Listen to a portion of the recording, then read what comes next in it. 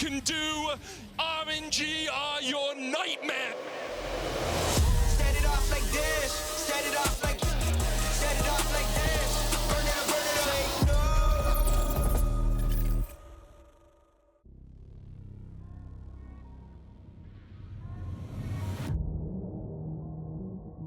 すごい今 T1 っていうと世界で一番最高峰のチームとされているんで。RNG,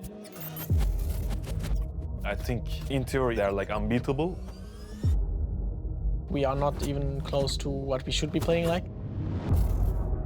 Si eres un competidor, siempre vas a querer enfrentarte a los mejores, aunque sean mucho mejores que tú.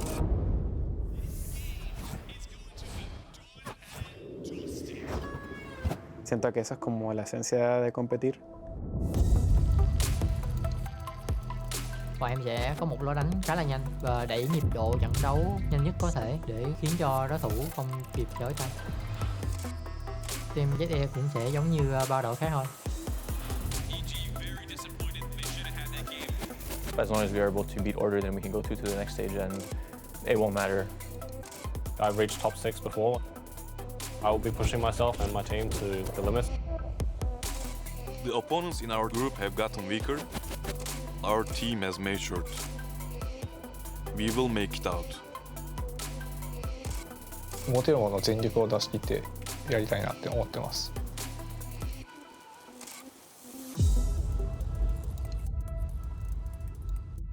저희의 연승이 얼마나 갈지 한번 보죠.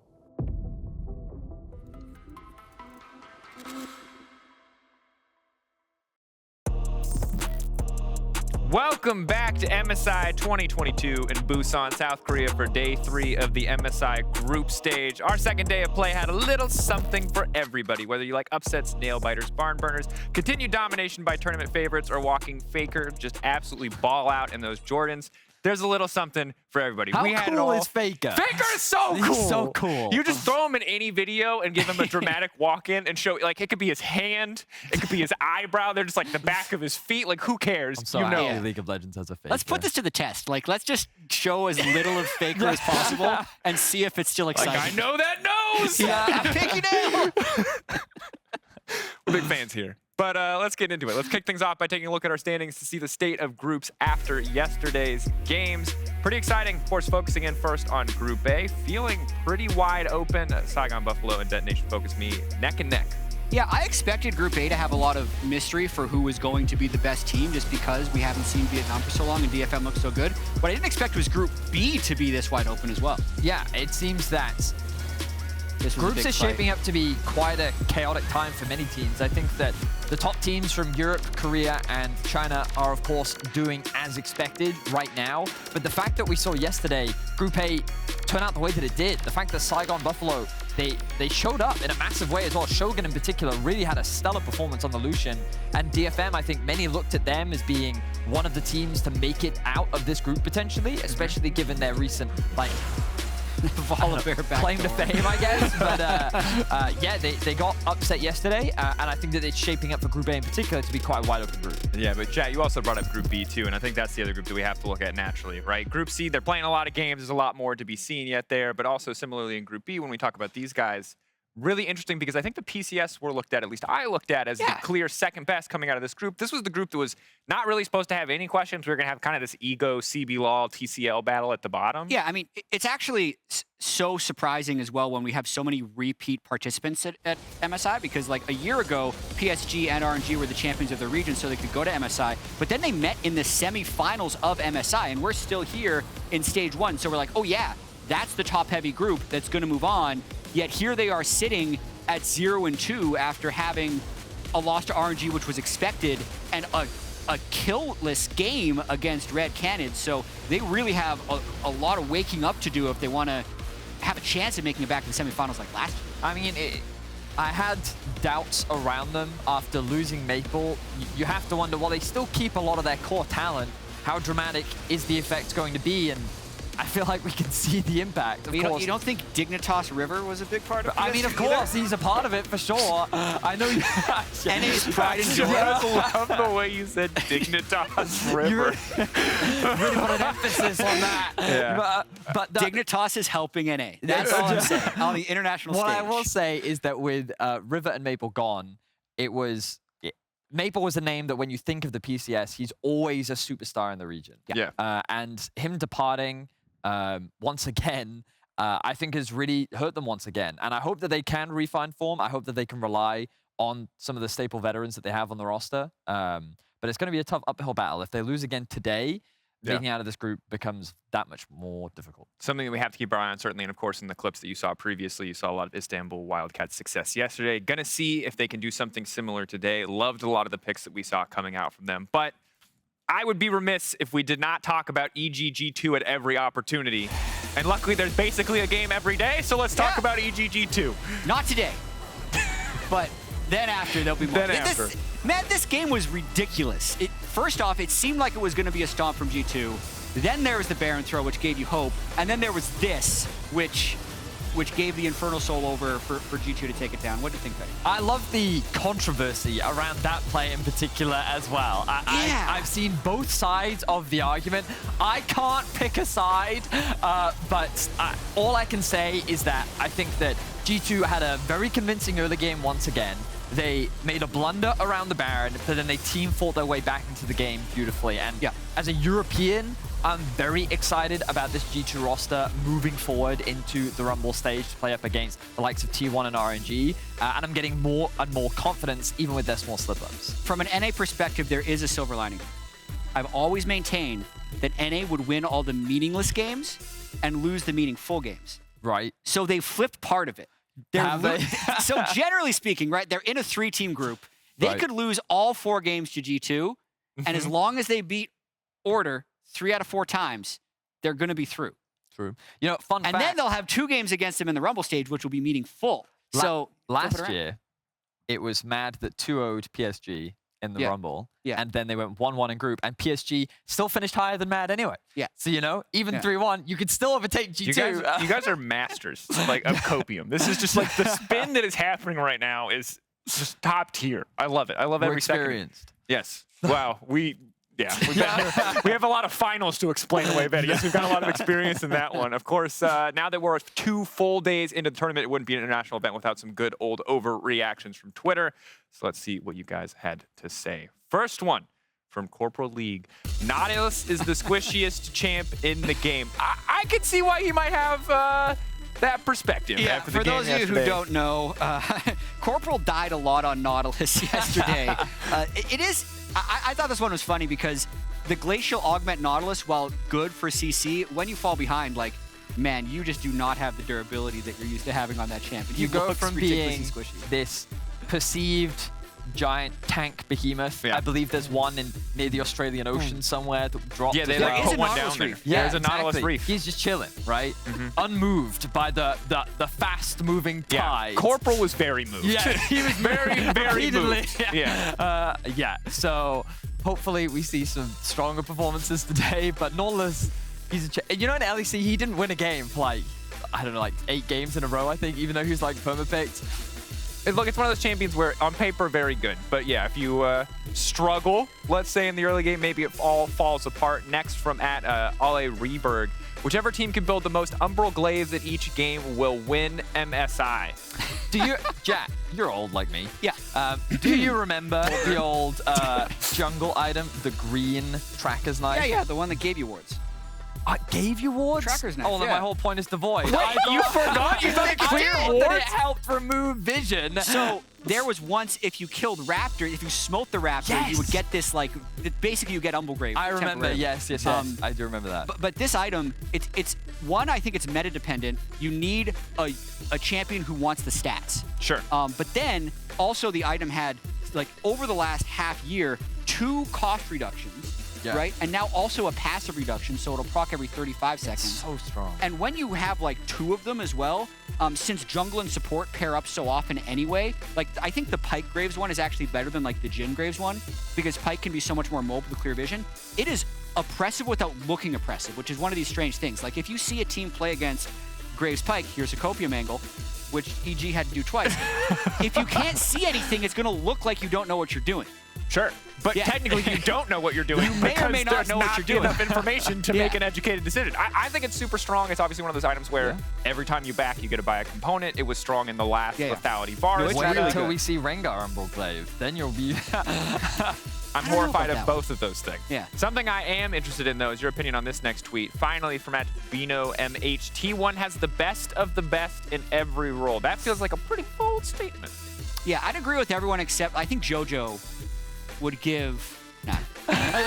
It's arguable, actually, right? Like, because T1 is undefeated coming in, I think no one's surprised by this, but them and RNG are the favorites for this tournament. Sure. So I'm going to be really excited to see once we get to see some of those matchups. I'm going to make... I know people are going to say EU bias, but I genuinely think that right now, Caps is the best performing mid laner at the tournament. Right now. Like, FLICKR's definitely very good, right? I just think that right now, Caps' laning is just that bit better. And of course, we will get to see them. I expect to see them play soon. But right now, I'm a little skewed. Cool, got it. So for the Reddit clip, FLICKR sucks, Caps is great. Vedius said that. Remember that forever. Hold on to that one. That's good. It's like that Bjergsen thing Quickshot did all those years ago. Tweet it too, so people can quote just tweet it. Yeah, just really just cherry pick that one out as we head into schedule. All right, let's talk about 1 or 2 games that really grab your guys' attention. What stands out to you today? Order EG. It's a must-win for both of them. Yeah.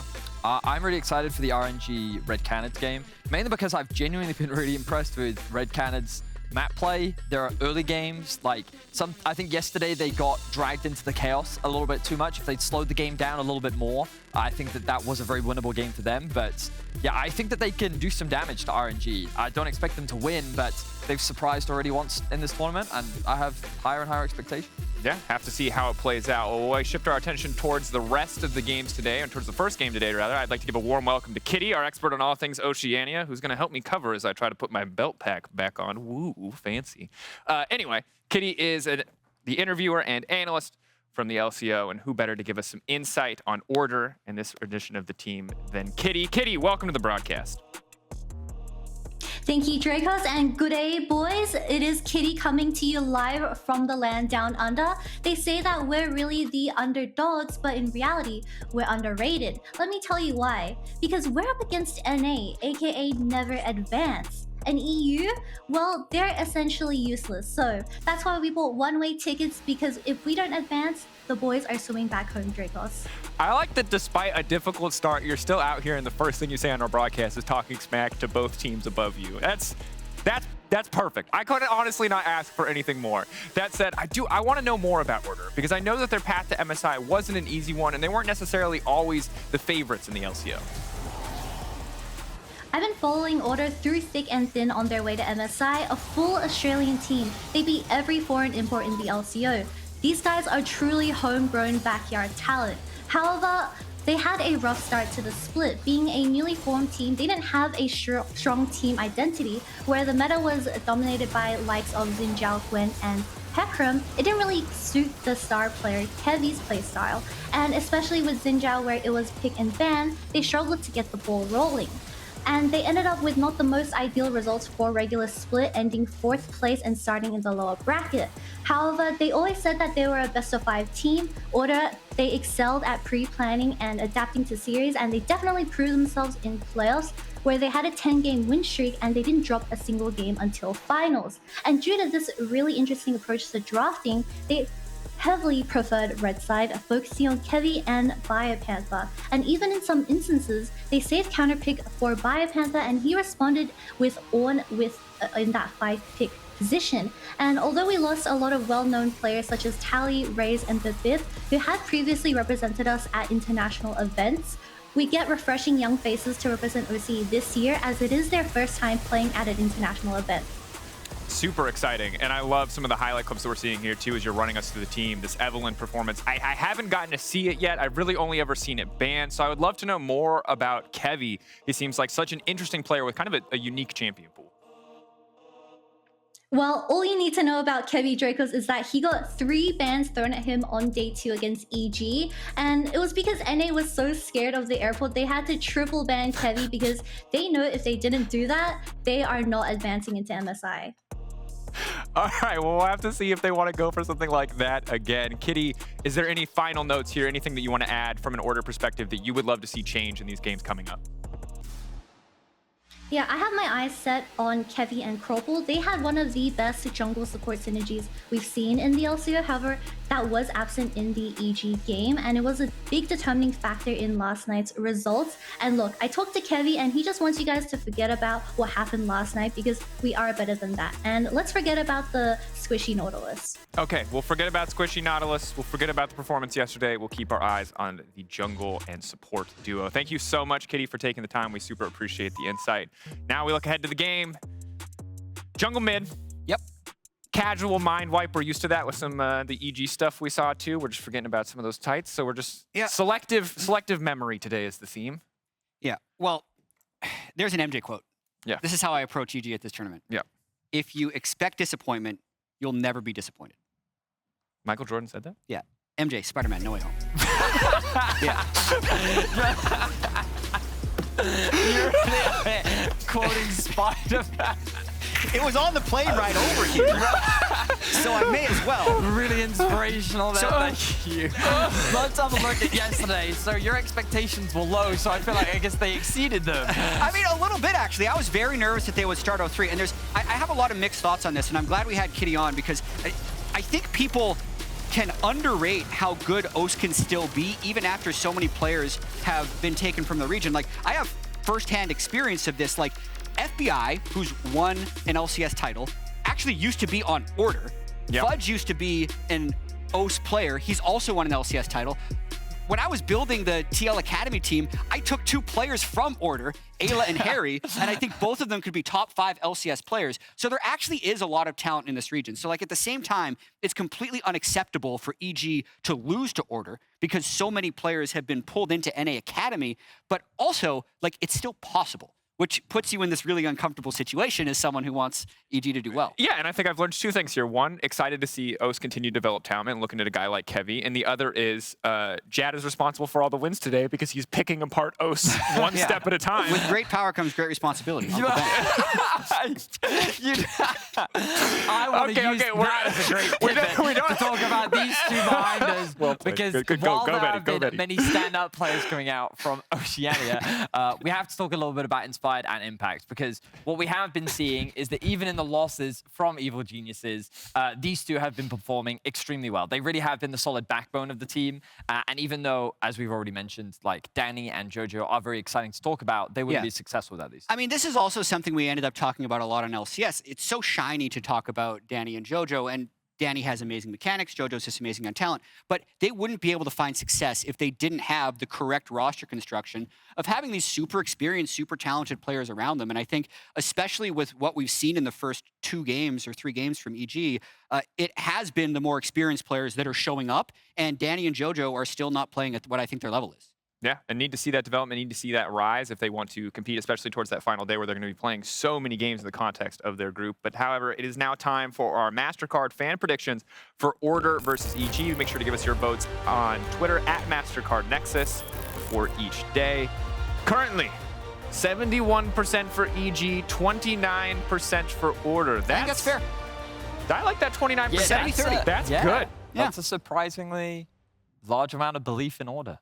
They have amazing social media support. Like, that is fair. In terms of a fan base that will support a region no matter what, I got to give it to OS. Let's get that Twitch chat bias going too, because I know most of North America is asleep right now. Raise the koalas. OS is wide awake. It's like a very good hour for them. So yeah, now that we're all properly informed and excited, let's hand it over to Goldberg and Medic for the cast.